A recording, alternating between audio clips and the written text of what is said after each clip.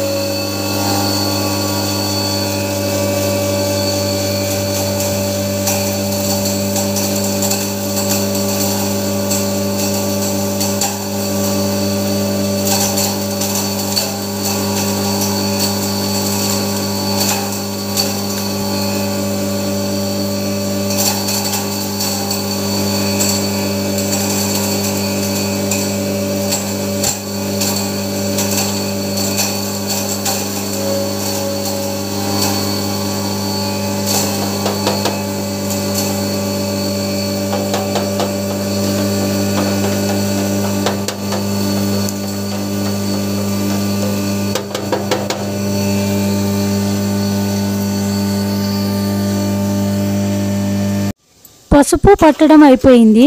ఇప్పుడు చూద్దాం.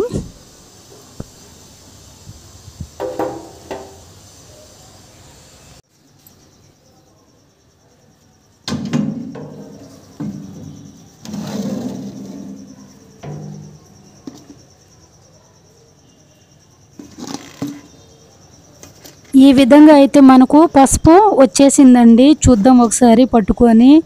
భలే మెత్తగా ఉందండి, అసలు పొడి చాలా బాగుంది పసుపు. మీరు కూడా పసుపు కొమ్ములు తీసుకొని పట్టియండి, చాలా మంచిది.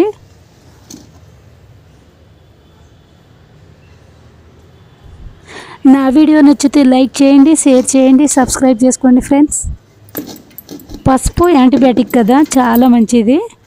ఈ పసుపుని మార్నింగ్ లేవగానే హాట్ వాటర్లో కొంచెం అంటే చిటికెడంతా వేసుకొని మనం 2 డేస్కి ఒకసారి అలా తాగుతూ ఉంటే జ్వరం కానీ, జలుబు కానీ, హెడేక్ కానీ అలాంటివి ఏమైనా ఉంటే తగ్గుతుందండి.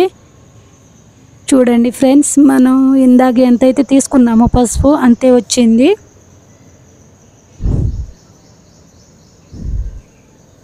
మీరు కూడా ఇలా మిల్లులో పట్టించిందే వాడండి, ఓకేనా.